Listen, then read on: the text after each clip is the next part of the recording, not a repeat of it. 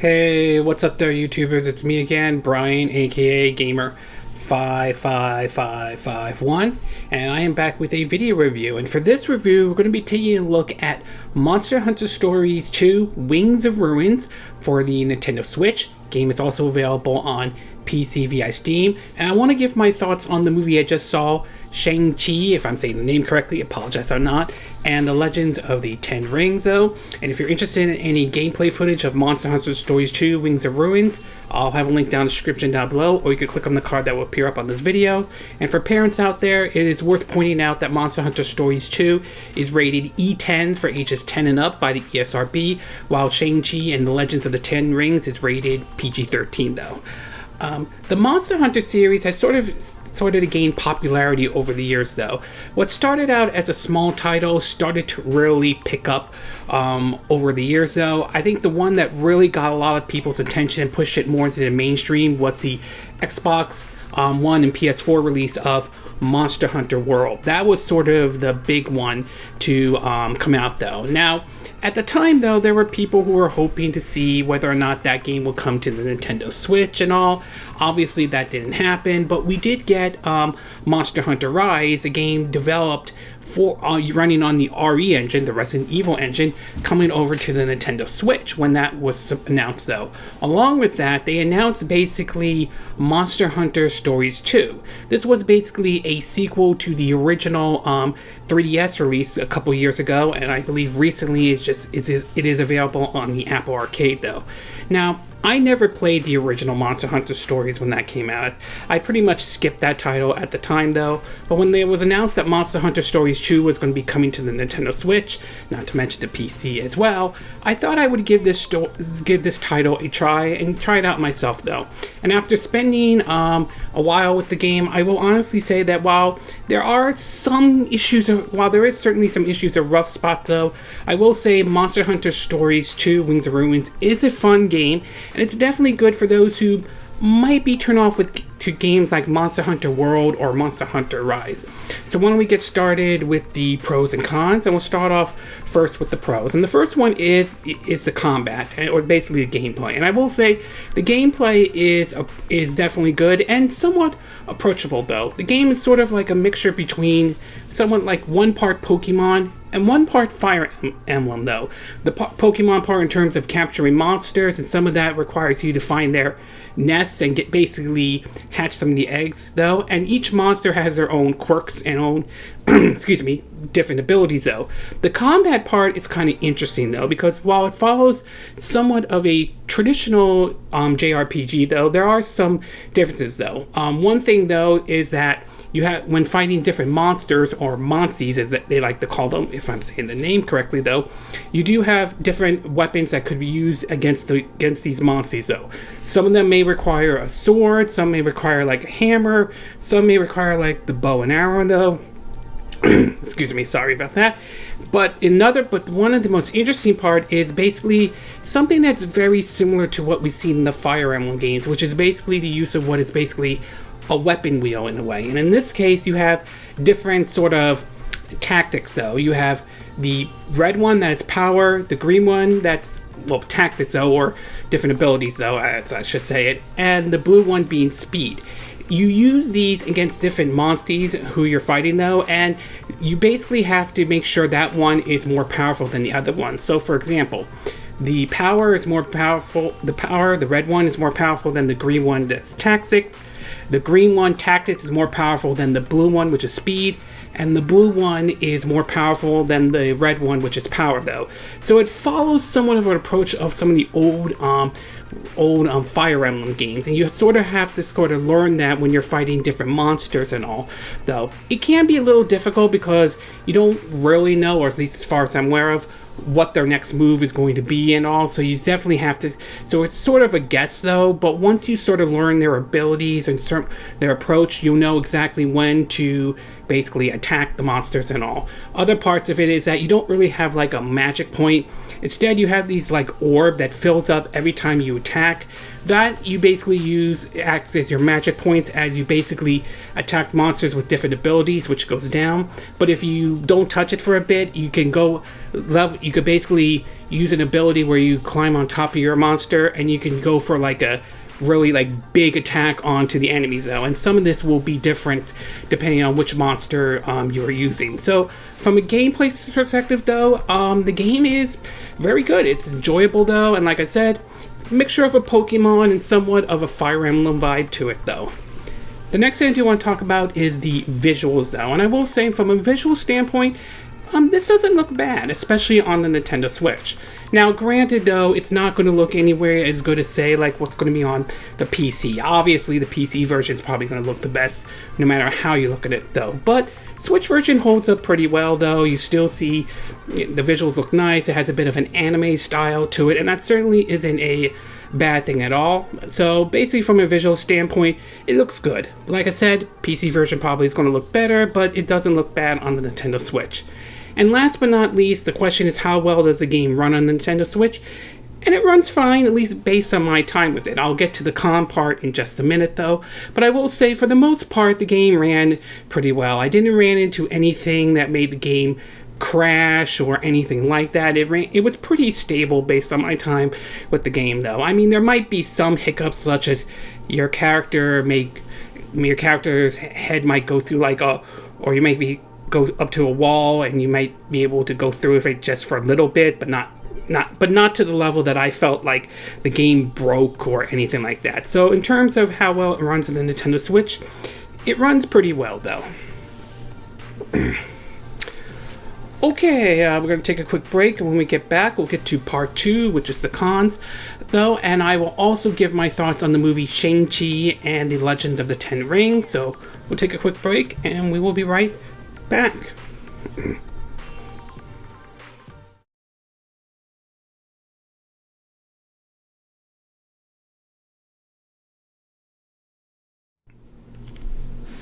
Okay, and we are back with part 2 of our video review of Monster Hunter Stories 2, Wings of Ruins though.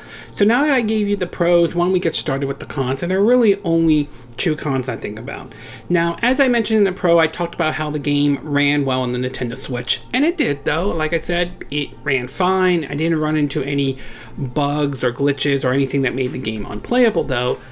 But I won't deny that one of the issues that has popped up is that there is some frame rate issue though. There are times when moving around the field, though, there are times when it feels like the frame rate does dip a little bit and so forth. Now, does this completely ruin the game entirely? I would say not necessarily, and some of this has to do that this is mostly because this is a JRPG though, so it's not a huge action game or anything like that. If this was an action game though, I could see where this could come.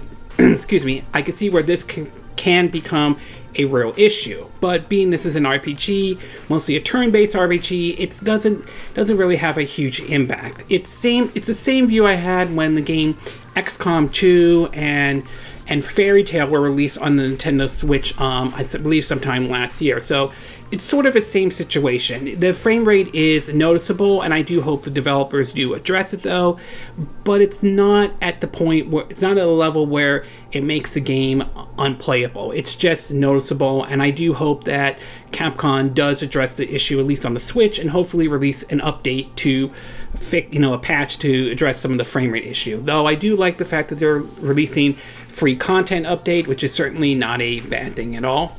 And last but not least, I do want to talk about how, as enjoyable it is using the monsters though, it can get a little grindy at times though, and that has to do with a lot of the monsters you can collect in the game, and the fact that you can only bring a certain set of monsters with you though. This can make it somewhat grindy for some folks out there. For some people that may not be a big deal, but for others it might be an issue for some out there though. Overall, Monster Hunter Stories 2 Wings of Ruins is an enjoyable RPG and a fun take on the original, or fun take on the Monster Hunter series in general though. The gameplay is enjoyable. It's sort of like one part Pokemon and one part somewhat Fire Emblems though. It looks nice and it runs well on the Nintendo Switch. Granted though, obviously the PC version is going to look better no matter how you look at it though.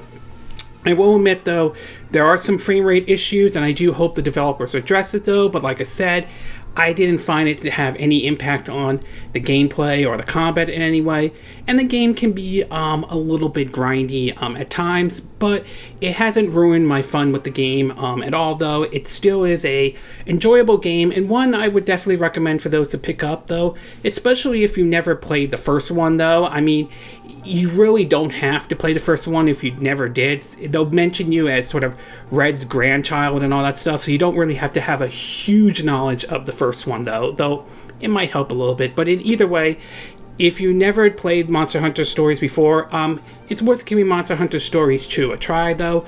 Here's to hoping that it does well enough that it maybe convinces Capcom to do maybe a Monster Hunter 3. I mean, I would definitely be down with that if Capcom decides to do that, though.